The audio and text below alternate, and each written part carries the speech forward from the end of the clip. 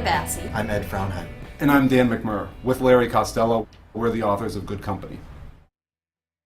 The big idea behind Good Company is that technology-fueled people power is fundamentally changing all of our relationships with the companies in our lives.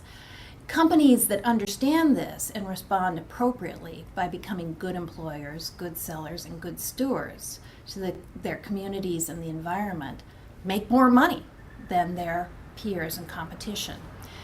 To illustrate how far along companies are on this continuum, we created the Good Company Index, which actually assigns a grade from A to F to each of the Fortune 100 on how good they are as employers, sellers, and stewards, and then we relate that grade to their stock performance. So it's pretty interesting analysis. It's funny, we spent hours and hours, and when we started writing the book, debating various titles, and after months of this, we still hadn't settled on one, and it finally hit us one day that what we're writing about are the characteristics of a good company.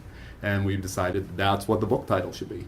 And we really love the double meaning also, the fact that we believe good companies really are good company. They're like friends you want to spend time with, or guests you actually want to spend time with in your house. We are a seasoned, diverse team. Our other co-author, Larry Costello, was an executive at large companies.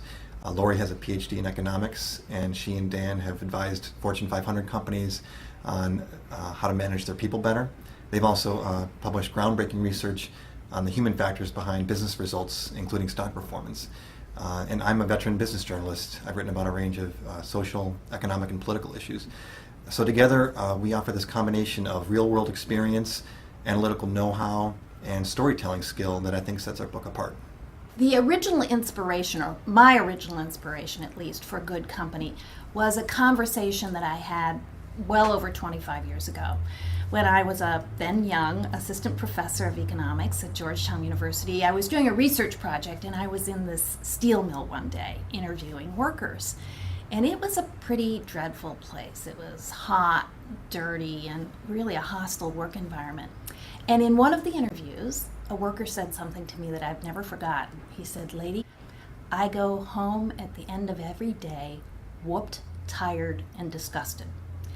And that set me on a path that ultimately led to the writing of Good Company.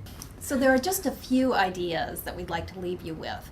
One is that corporate social responsibility is no longer good enough as it's typically been practiced. It's all too often a PR spin or a nice to do. So we think the phrase that you can do well by doing good is actually beginning to change. 2, you must do good in order to do well.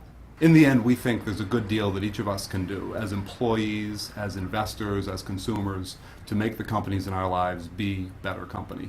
And doing so will make the world a better place.